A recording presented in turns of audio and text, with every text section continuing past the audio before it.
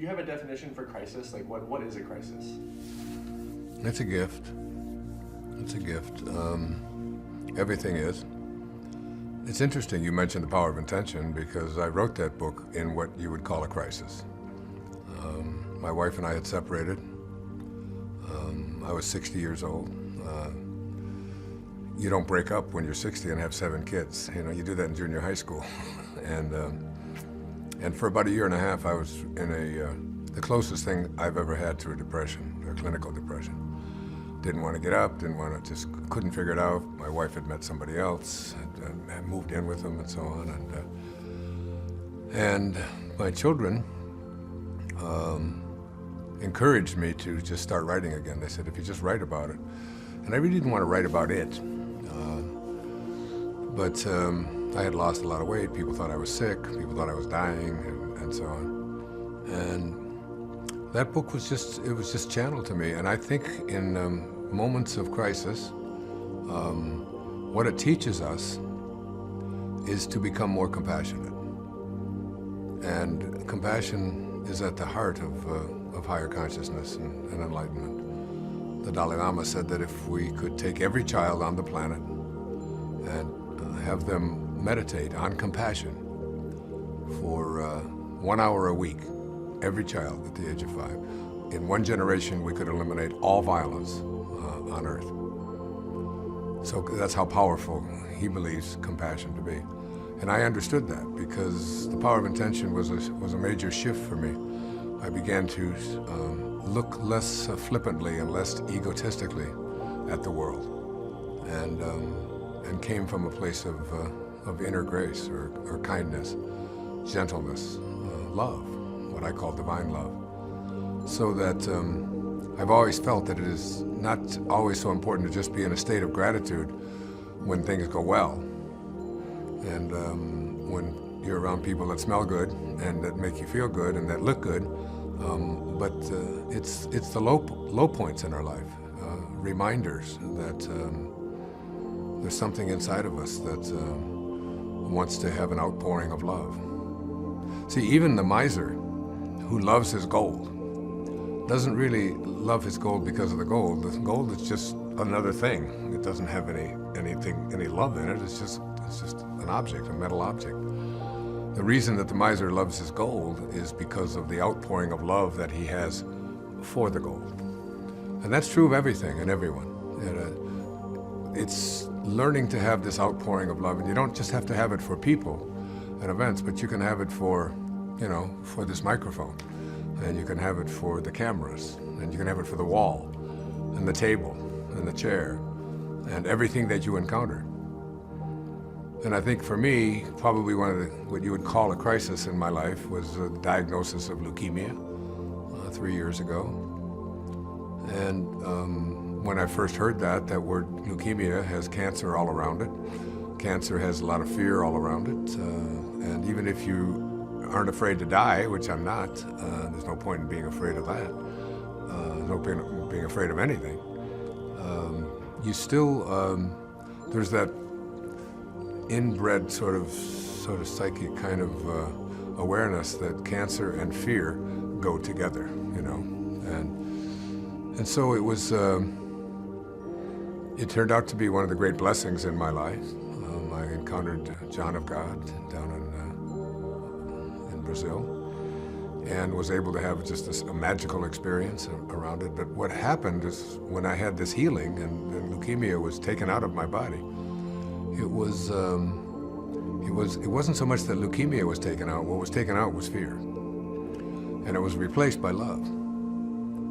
Almost immediately, not almost immediately after I had what they call the removal of the sutures, a week after the surgery, this remote surgery, I started feeling just love for everyone. I walked out of the room that morning, 7 days after the surgery, and I looked at my children and I just put my arms around them. I said, "You've just never looked more beautiful."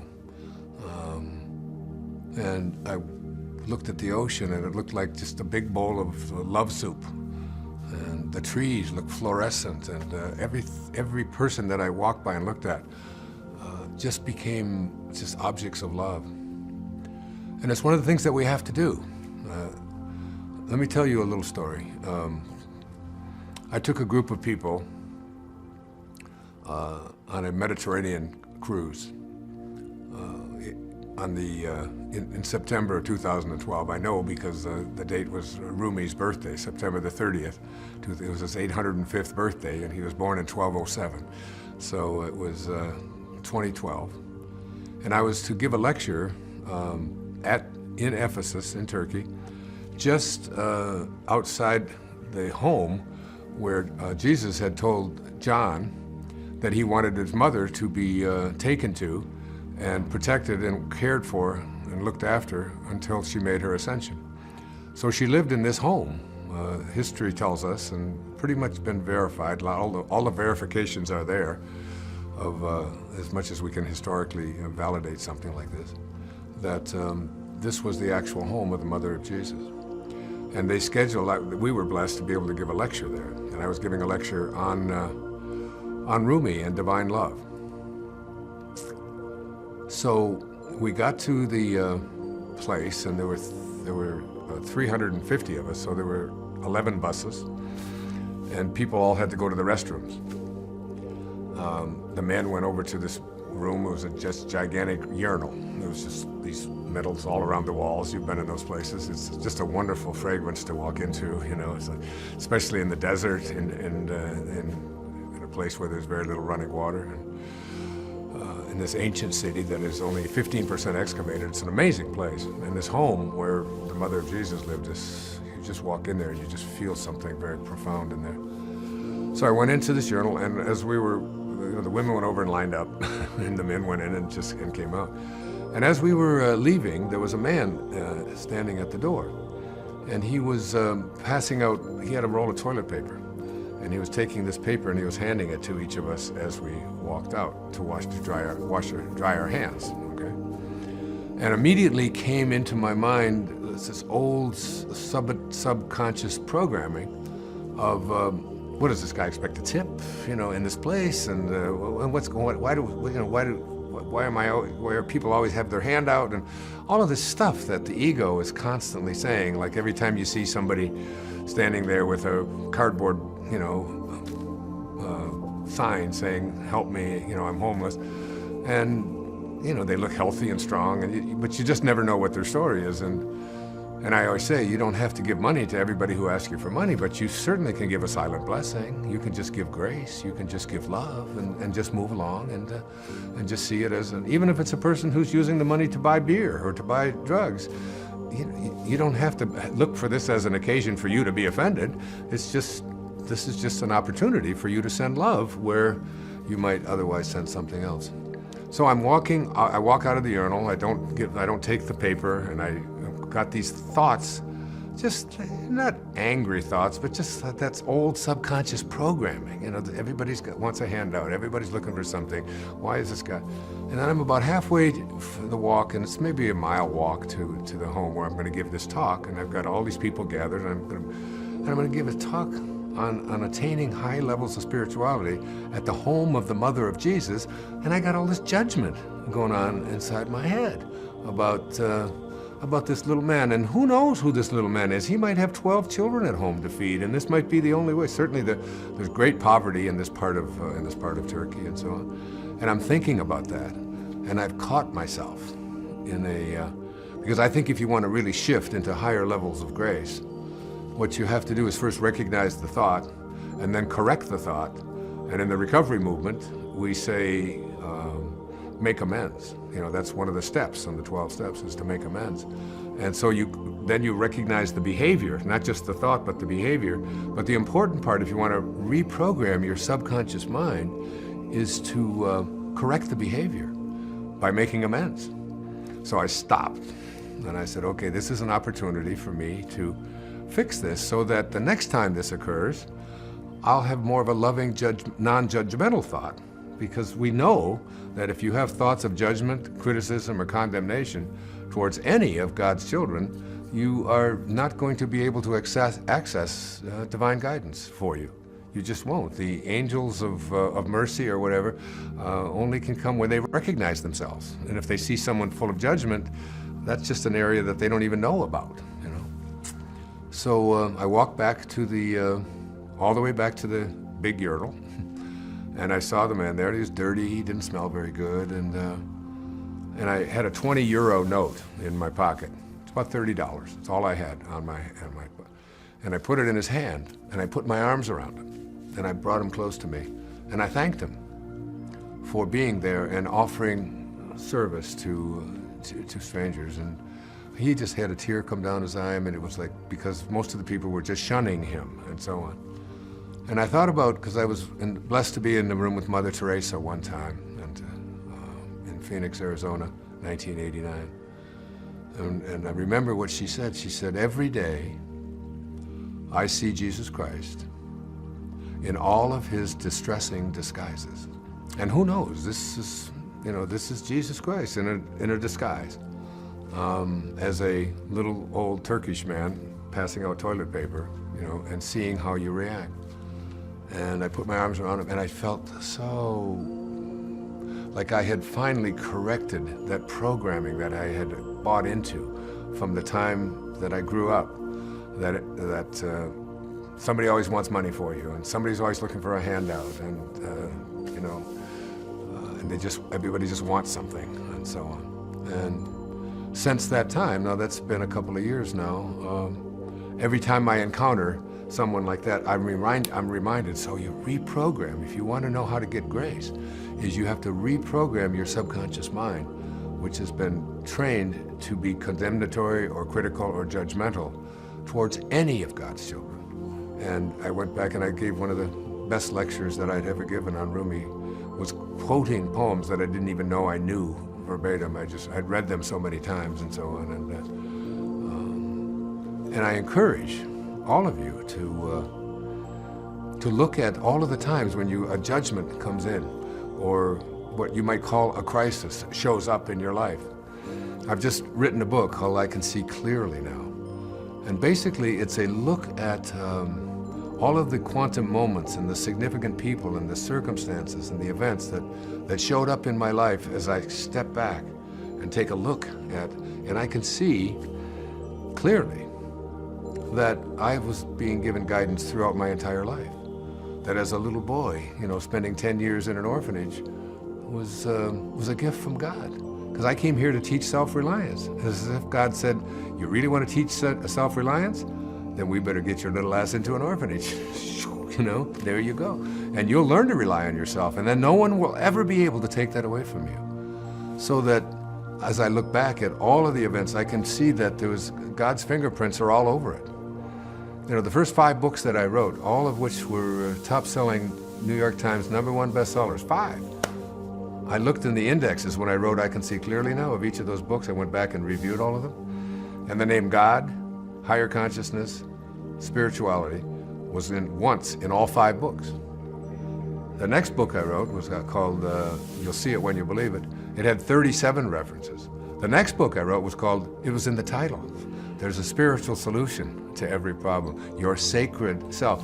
And I didn't ever sit down one day and say, I think I'm gonna just stop writing about psychology. I'm gonna start talking about spirituality and how to achieve higher levels of awareness and so on. I think that's what, I didn't do that. There was something, you know, when I was a little boy, I was, you know, I was watching, you know, a show called Life is Worth Living.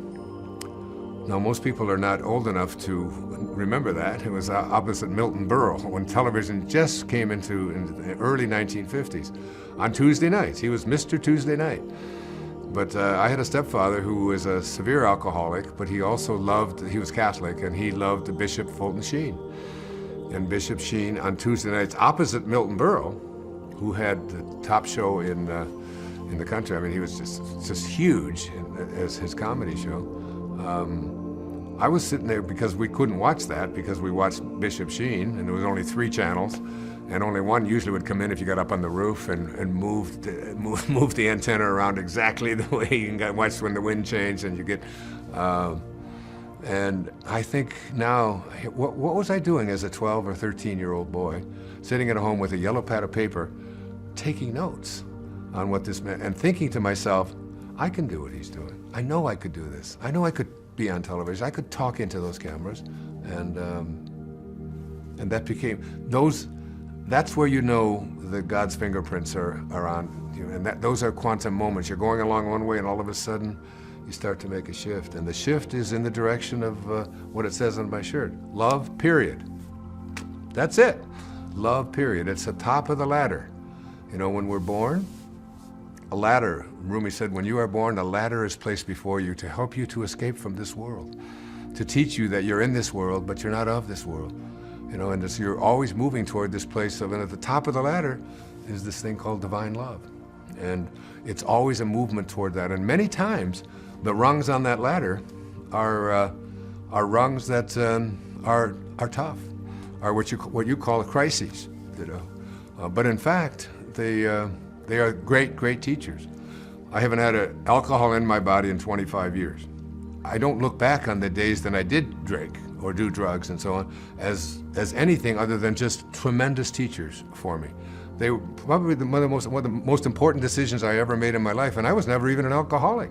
I quit drinking because my teacher in India said, if you want to reach your highest maximum potential, you'll have to live a life of total sobriety, because you're destroying brain cells when you put alcohol into your system, and you came here with big dharma. And if you want to fulfill that dharma, you have to keep your brain, you know, where it's always growing instead of where it's always deteriorating. And that was the day I just decided that I wasn't going to do that. I've been through divorce. I've been through being left. I've been through cancer. I've been through a heart attack. These are all, every single one of those, like every advance that you make in your life, is almost always preceded by some kind of a fall, some kind of a, you know, it's like when I always give the example, when I was in high school, I was on the track team. I was the high jumper on the track team. I didn't jump very high because I'm white. You know, and white men don't jump. They even made a movie about it, okay? But anyway, so the way that you get over the bar is you run up to the bar as fast as you can, you get down as low as you can. And in the process of getting down low, you generate the energy to propel yourself over the bar. That's how you, and the lower you get and the faster you go, the more energy you can generate that way. You propel yourself to a higher place. That's sort of a metaphor for everything in life. If you are in a place of crisis, and you're in a place of where you're low and down and hurt, that's almost always means that you're going to have a spiritual elevation. You're going to move yourself to a higher place. That will give you the energy to propel yourself upward. And I've just always believed that now stay in a place of gratitude for everything that comes along. And instead of, I've always said there are 3 ways to reach enlightenment, okay? One is enlightenment through suffering. So with enlightenment through suffering, what you do is you have a experience. Let's say you did a lot of drinking, or you were carousing, or whatever it may be, you were sickly or whatever. And then or somebody breaks up with you and so on, and then you suffer, and oh my God, how did this happen, and why did I do that, and why did she leave me, and how could that have, you know, and then you go through like 10 years. So that's a 10-year chunk of your life where you're suffering, and ultimately you get to this place where you finally, and almost everyone will tell you, you know, about that crisis. When I look back on it, I realize that it was what allowed me to get to a higher place. So that's one way. The second way is enlightenment through living in the present. That is, when a crisis comes along, and you find yourself upset or hurt or whatever, instead of waiting 10 more years of suffering, what you do is you stop yourself right in this moment and you say, what can I do about, what do I have to learn here? How can I get down on my knees and be thankful to God for this opportunity which is being presented to me, and so on. So you're taking a hold of it in the present moment, which is what I do now with, you know, any crisis that may show up in my life. Is I just say I don't have any more 10-year periods. You know, you only get so many of those, and then it's checkout time. So it's so now it's like you get a hold of it right now and say, what do I have to learn from this? Like I've been suffering with this neck thing for 7 or 8 months, but every day I'd say thank you for it, and how much that it has taught me to be more compassionate toward people who live in chronic pain, for one example, and so many others. To be less judgmental, to say, you know, to find the place within me where I can heal myself and so on. So it becomes an impetus for my growth. That's the second way to enlightenment. Now, the third way to enlightenment is where you want to get to, and that's where you can get out in front of the crisis before it arrives. And you can see it coming. And you know that if you, and you can play it out you can play out the whole dialogue in advance.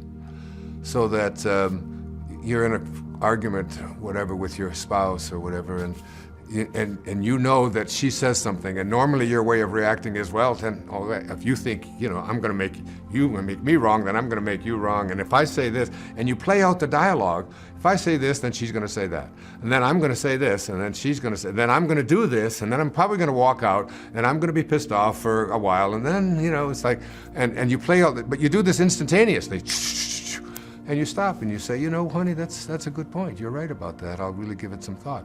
And it doesn't matter. You have a choice to be right or to be kind, and you just pick kind. It's just very simple. Nothing changes. She's still wrong, at least in your mind she is, or whatever. But you're free. You're free. And so you've gotten out in front of it.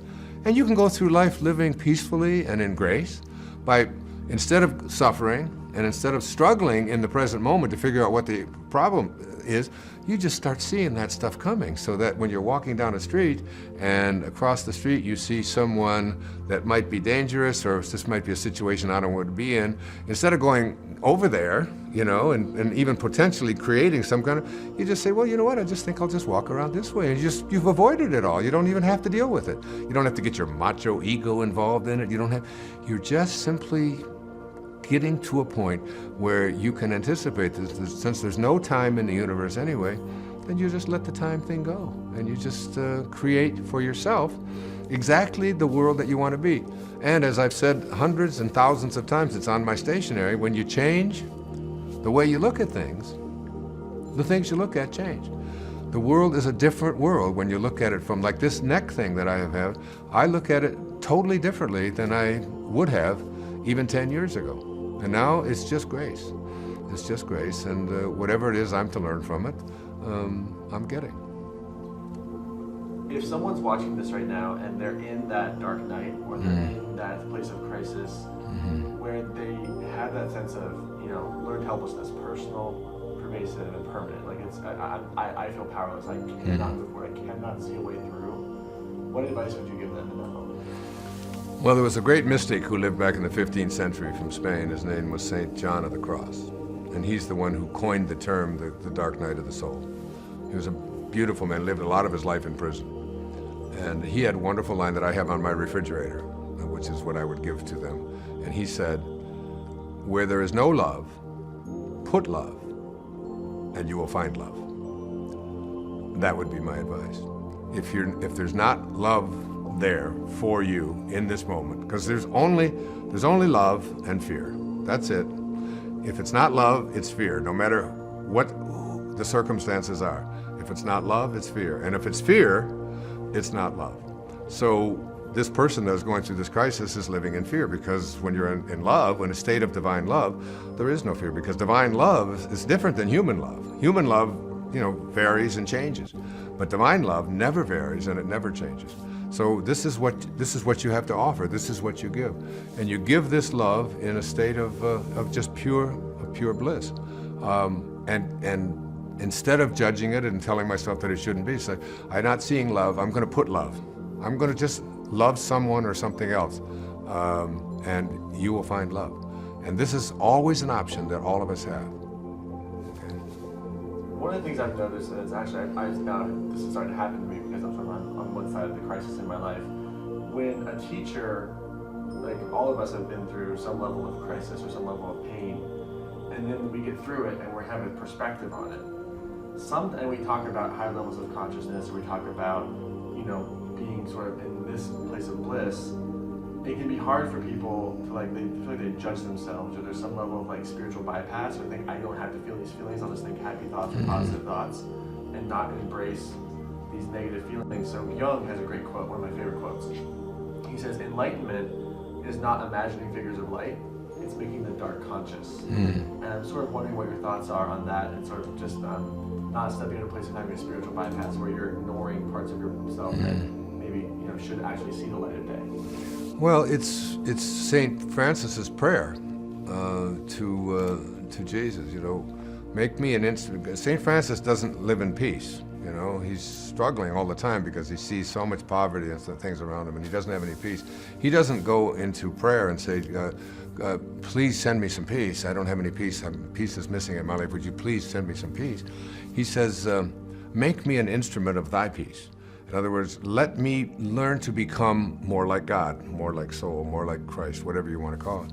And then he says, where there is darkness, let me bring light. Because when you walk into a room, there's no darkness switch, okay? There's only a light switch. And the reason that there's no darkness switch is because the only thing, I mean, you can take darkness, like all of the horrible crimes and things that you see, and say, okay, now what we need to do is have more darkness. We'll throw more guns at it, and we'll throw more violence at it, and so on. And when you throw darkness at darkness, you just magnify the darkness. The only way to eliminate darkness is with light. And all it takes is just one match. You just light a match, and darkness has been sent away. You haven't brought light to darkness. You converted darkness to light. That's called alchemy. When you convert something, when you take metal and you turn it into gold, that's what an alchemist is. A spiritual alchemist is someone who takes hate and anger and pain and all of these low-level energies and turns that into love. So he says, make me an instrument of thy peace. Where there is darkness, let me be light. Let me be light in the darkness. And by being that, the darkness has to disappear, as opposed to being upset. There's so much darkness around here. I'm just angry and I'm just hurt. And all you've done is just magnified the darkness. You just got more of it.